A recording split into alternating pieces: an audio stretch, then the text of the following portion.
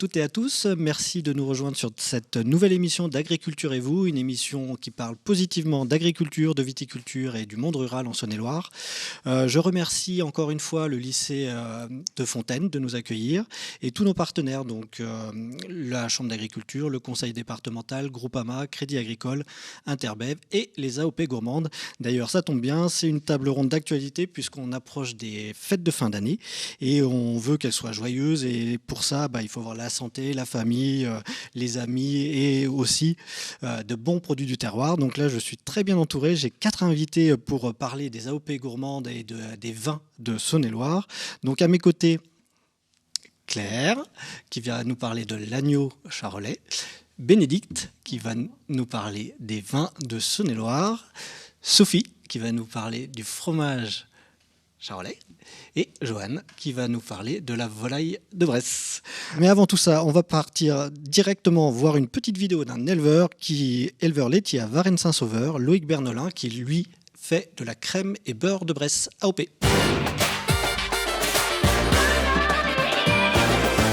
Moi c'est Loïc Bernolin, j'ai 22 ans, donc associé avec mon frère Thomas. Donc on a repris une exploitation laitière en décembre 2021. Donc on est en production laitière en AOP crème et beurre de Bresse avec 60 vaches laitières et puis un quota de 550 000 litres de lait. Notre lait est commercialisé avec la laiterie de Varennes, la Bressane, donc pour produire principalement de la crème et après un peu de faisselle aussi. On a un cahier des charges donc, qui nous oblige le pâturage. Nous, c'est vrai qu'on aime bien quand nos vaches sont dehors, donc on essaye de pâturer au maximum. En début d'année, sitôt que le temps le permet, on les sort et après, tant que les sols le peuvent, on les laisse pâturer autant qu'on peut. L'alimentation, donc c'est herbe et après on est quand même obligé de laisser une petite base de maïs toute l'année avec le cahier des charges. Le fait d'être en AOP avec le cahier des charges, pour nous, il n'y a rien de contraignant. Au contraire, c'est des entre guillemets contraintes mais qui sont logiques. Tout ça pour produire un produit de qualité et puis satisfaire le consommateur. On arrive à 6 h le matin, on attaque tout de suite après les vaches, la traite, nourrir les animaux et puis faire boire les veaux, tout ça. Donc après, en gros, vers 9 h 30, tout ça est terminé. Et après, on part suivant les travaux qu'il y a à faire dans les champs ou après les animaux, s'il y a d'autres tâches à faire, des soins, tout ça. Le soir, on rattaque la traite à 5 h pour finir entre 7 h et 7 h 30 le soir.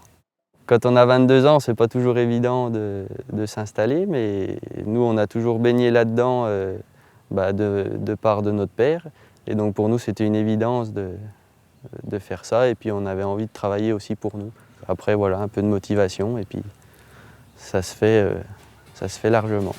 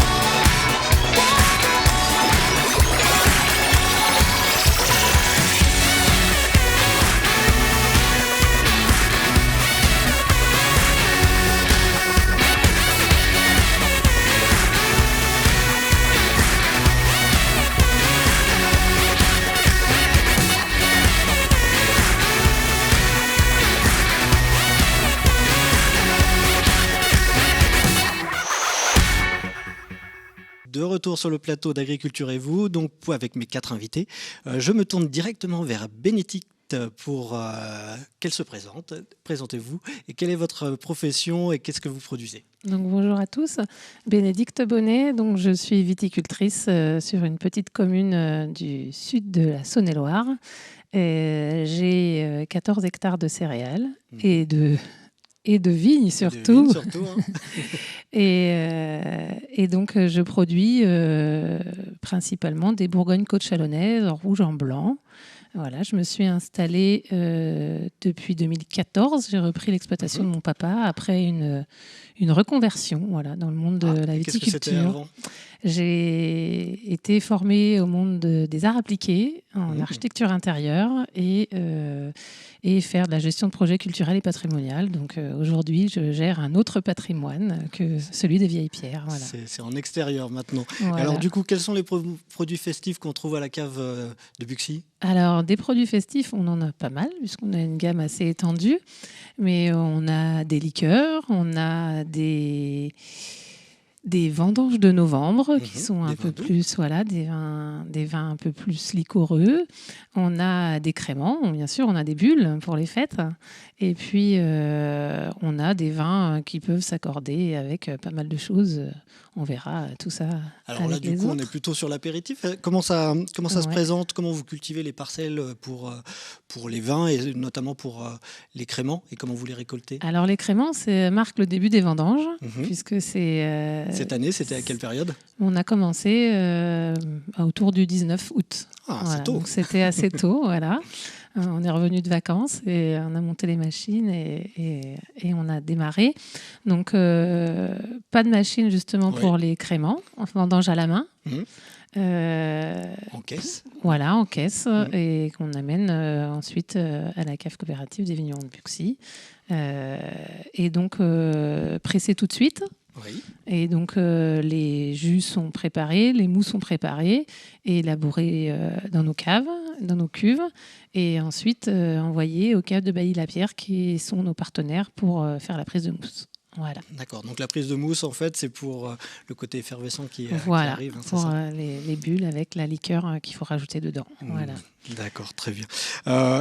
Vous n'avez pas dit, mais c'est quel cépage en fait que vous utilisez pour justement les créments? C'est les mêmes cépages que d'autres vins? Alors, on a les 4 cépages bourguignons. Lesquels? Voilà, donc on a en rouge le pinot noir, qui est notre star, et le gamay. Voilà.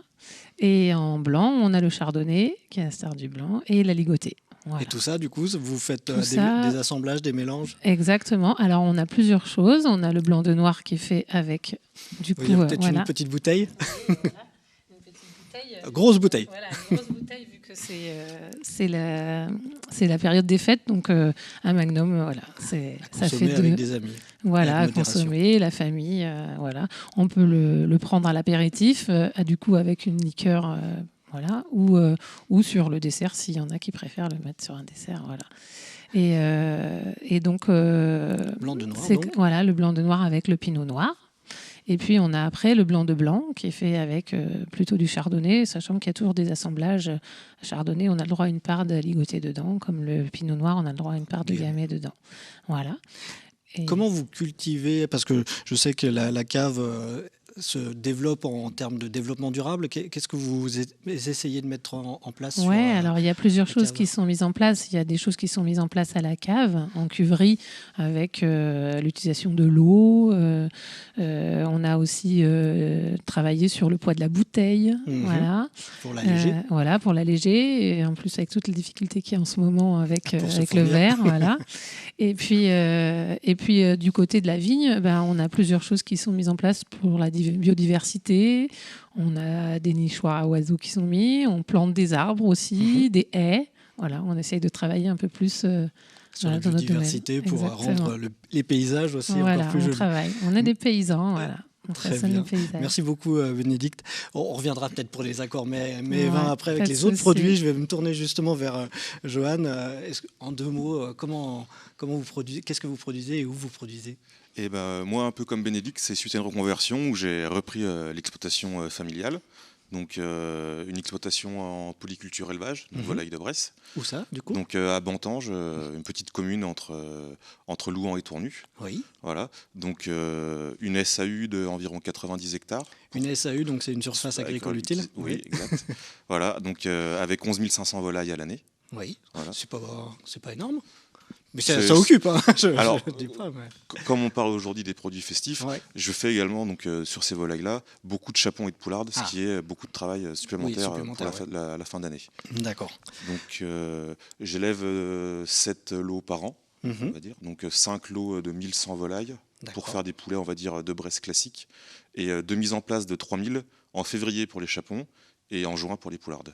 Alors du coup, quelle est leur grande particularité à cette AOP volaille de Bresse? Elles sont reconnues partout dans le monde, mais elles ont aussi des spécificités en termes d'élevage? Oui, alors partie élevage, donc déjà ça commence au poussin, qui vient du centre de sélection de Béchane dans l'Ain. Donc les poussins arrivent chez nous à un jour. Tous les éleveurs travaillent avec les mêmes poussins. Oui, c'est très jeune. Donc de là se suit la phase qu'on appelle de démarrage. Oui. 35 jours en bâtiment avec une alimentation complète. Ensuite, là, les volailles commencent à aller à l'extérieur. Donc l'alimentation. Ça, c'est une particularité de la volaille de Bresse. Voilà, oui. Donc l'alimentation change. Donc moi, avec ma partie culture, je produis mon alimentation directement sur l'exploitation. Donc c'est un mélange de maïs, de blé, de pois, de sarrasin, avec un ajout de lait. Que je donne, sarrasin, c'est pas tout le monde qui en met. Non, mais c'est une culture qui est intéressante aussi pour nous. C'est un peu gagnant-gagnant. Voilà. Donc ça, c'est la partie élevage. Après, j'imagine qu'il y a une partie finition. Oui. Donc pour la partie finition, donc les volailles sont passées. Donc c'est une salle qui s'appelle les salles d'Épinette. Donc ça parlera pas forcément à beaucoup de monde. Pour s'imaginer la chose, c'est des sortes de grandes volières en bois sur lesquelles les volailles sont perchées sur des caillebotis pour qu'elles puissent se calmer, se descendre, se détendre. Profiter de l'alimentation qu'on leur donne pour pouvoir s'engraisser un peu plus, donner un peu de. Profite bien d'ailleurs. Oui, ça apporte ce qu'on appelle un persil à la viande, donc pour mettre un peu de gras dans les muscles. La tendreté aussi. Ouais. Tendreté, voilà. Donc sur le chapon, par exemple, on va passer dans cette phase de finition pendant 1 mois et 3 semaines pour la poularde. Voilà. Et donc ensuite, après, c'est à l'éleveur de juger, une fois que cette période est écoulée, si les volailles sont prêtes. Comment vous voyez ça? Alors, vous le voyez à l'œil? il y a plusieurs techniques. Donc, déjà, on voit le comportement global des volailles, l'engraissement. Ensuite, dans les manipulants, donc, on peut contrôler la veine blanche qui est sous l'aile pour contrôler le bon engraissement. Et puis, moi, j'aime bien aussi, c'est par palpation au niveau des filets, où on sent si c'est bien rond, bien rempli, ou là on est bon, quoi. On peut... Et du coup après vous les préparez sur place? Vous avez un laboratoire? Oui, j'ai mon laboratoire sur exploitation. Donc les volailles sont abattues sur place. Ensuite, donc avant de les passer en chambre froide, donc ces volailles là elles sont cousues dans une toile, roulées dans une toile donc de coton. Il y a un intérêt? Oui, et à cette étape-là, on le fait à chaud avant la chambre froide, justement, pour pouvoir bien comprimer les chairs et mettre très tendu cette toile pour permettre au gras vraiment là qu'on a travaillé en finition, de lui permettre de vraiment finir de rentrer dans les fibres musculaires. Et là, ça apporte vraiment de la tendreté et une bonne jutosité à la viande. Il y avait un intérêt historique aussi pour la conservation. Hein, oui. Ça, c'était les premiers réfrigérateurs avant qu'ils existent. Hein, donc les anciens, pour pouvoir transporter les volailles pour les emmener au seigneur, voilà. Donc ils trempaient les volailles qui étaient roulées dans de l'eau, et par évaporation ça générait naturellement du froid. Voilà. Comme quand on sort nous de l'eau, c'est ça. Du froid. Et quand les moyens modernes sont arrivés, ils se sont rendus compte là que vraiment de l'intérêt de l'amélioration des propriétés gustatives de la chair, qui était vraiment due au fait de rouler ces volailles de cette façon. Et maintenant, c'est reconnu internationalement pour les qualités. Qu'est-ce qu'on boit avec une bonne volaille de Bresse, Bénédicte? Alors, pourquoi pas soit un Bourgogne-Côte chalonnaise rouge avec quelques années, 2016. Voilà, on peut trouver quelques magnums par-ci par-là. Et puis, ou sinon, peut-être un rullis blanc. Pourquoi pas? Ça dépend s'il y a de la crème ou pas. Voilà. Ou s'il est rôti ou pas. Voilà. On peut les trouver où d'ailleurs, les bonnes volailles de Bresse? Déjà, vous pouvez venir me trouver directement chez moi sur l'exploitation. Donc, vous pouvez trouver mes coordonnées sur ma page Facebook. On mettra les coordonnées aussi. On va les trouver également en vente en ligne sur une plateforme qui s'appelle Culinaris, qui font justement le lien entre les producteurs de la terre et de la mer en direct producteur pour livrer les clients. Et puis chez les restaurateurs, Je travaillais beaucoup de restaurants, donc... Il y en a des connus dans le coin? Oui, par exemple, les terrasses à Tournu, l'Auberge des Gourmets au Villard, Oui. la rôtisserie du Chambertin à Gevrey-Chambertin, Oui. le Benaton à Beaune. Je ne les connais pas tous, mais ils méritent tous d'être essayés. Hein. Doucement. Merci beaucoup, Johan. Je vais me tourner justement maintenant pour le plat de résistance avec Claire Devru. Alors là, on va parler en 2 temps peut-être. Déjà, présentez-vous et présentez l'OS Mouton Charolais. Qu'est-ce que c'est et quel est votre métier? Donc bonjour, merci pour l'invitation. Donc effectivement, Claire Devru, technicienne à l'OS Mouton Charolais. Alors c'est quoi le mouton charolais, la race mouton? Alors c'est une race qui est un petit peu moins connue que le bovin charolais. Voilà, on se fait un petit peu éclipser, on va dire, par le même bocage. Pourtant, vous avez une belle génétique. Et puis souvent les mêmes éleveurs aussi, parce que souvent les éleveurs font des vaches charolaises et des moutons charolais historiquement sur la région. Donc on a quasiment que des éleveurs mixtes d'ailleurs. Ça a un intérêt au niveau de la biodiversité pour le pâturage et puis économiquement aussi d'avoir 2 ateliers. Et donc l'OS, OS ça veut dire organisme de sélection. Donc notre métier premier, c'est pas forcément les métiers de bouche, mais c'est la génétique. En fait, donc la sélection vraiment. Voilà, la sélection des reproducteurs. Donc quand on dit génétique, c'est pas faire des organismes génétiquement modifiés, des choses comme ça. C'est repérer les bêtes d'exception pour justement améliorer. C'est ça. On a tout un schéma de sélection. On fait des pesées pour contrôler la croissance et on va qualifier, on va dire classer les reproducteurs en fonction de leur performance et on va essayer d'accoupler les meilleurs béliers avec les meilleures brebis pour améliorer la race tout simplement. Ce que vous faites très bien et ce qui s'exporte d'ailleurs dans le monde entier d'ailleurs, c'est une race qui s'exporte très très bien. Effectivement, oui, donc l'OS a fêté ses 60 ans en 2022. Donc reconnu par contre officiellement qu'un petit peu plus tard en 1974 et du coup on exporte depuis les années 80. Donc on a exporté en Chine. Là, on exporte un petit peu vers les pays de l'Est, Slovaquie, et puis après les pays européens, Irlande, Espagne, etc. quoi. Alors du coup, moi, je ne vais pas forcément acheter directement, mais vous avez lancé une nouvelle marque, l'agneau charolais. Qu'est-ce que c'est en fait ? Alors en fait, on a certains de nos éleveurs qui travaillaient déjà en vente directe, donc soit auprès de bouchers, soit de supermarchés, soit vente à la ferme. Et qui nous rapportaient ils avaient un petit peu du mal à trouver une plus-value en fait à leur vente d'agneaux de boucherie. Parce qu'effectivement, je ne l'ai pas dit, mais même en étant sélectionneur et en faisant des béliers pour la reproduction ou des agnelles pour la reproduction, il y a toujours une partie d'agneaux qu'on va vendre en boucherie. On ne peut pas tout vendre en bélier. Et donc effectivement, tous nos éleveurs vendent une petite partie en agneaux de boucherie et certains voulaient une plus-value un petit peu supplémentaire parce qu'on est une race bouchère, la première race bouchère d'ailleurs utilisée en France.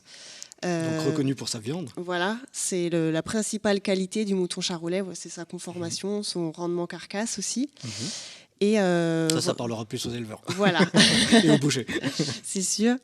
Mais il y a aussi une vraie qualité de la viande derrière, un vrai goût. C'est aussi ça, oui. En fait, c'est une race qui a une vitesse de croissance rapide, donc avec des agneaux relativement jeunes et qui mettent du muscle rapidement sans mettre trop de gras. Donc on n'a pas, généralement en tout cas, pas de viande qui a de ce goût fort où certaines personnes sont des fois un petit peu rebutées à l'idée de manger de l'agneau. Mais pour l'avoir déjà vécu, on fait souvent déguster sur les salons et puis les gens des fois nous disent si j'aurais pas pu dire si j'avais pas su que c'était de l'agneau. Et alors du coup on peut trouver ces agneaux à partir de quand et où ? Parce que j'imagine qu'on n'en trouve pas toute l'année. Alors effectivement, le mouton charolais c'est une race herbagère. Donc du coup qui est saisonnée, donc c'est-à-dire qu'elle va être à la reproduction en période de jours courts, donc quand la luminosité diminue, donc à l'automne, et elle va annuler plutôt au printemps. Donc naissance, on va dire de janvier à avril, et puis on a des éleveurs qui avancent un petit peu les périodes de naissance. On a à partir de décembre. Donc c'est sûr que ça va être printemps. Ça va être plutôt pour Pâques que pour Noël qu'on va trouver de l'agneau charolais.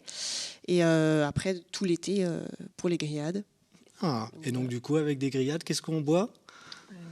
boit un Givry premier cru Claude Marceau qui est en 2019, donc un peu solaire. Et je pense que ça devrait être pas mal. Il est gâté. Bon, allez, on passe au fromage. Je me tourne vers Sophie Bonnet, qui est donc productrice aussi. Peut-être vous présenter par rapport à votre exploitation. Je suis productrice de fromage de chèvre sur la commune de Montceau-l'Étoile, au sud du département. Donc, j'élève 75 chèvres de race alpine qui pâturent sur les 12 hectares de mon exploitation.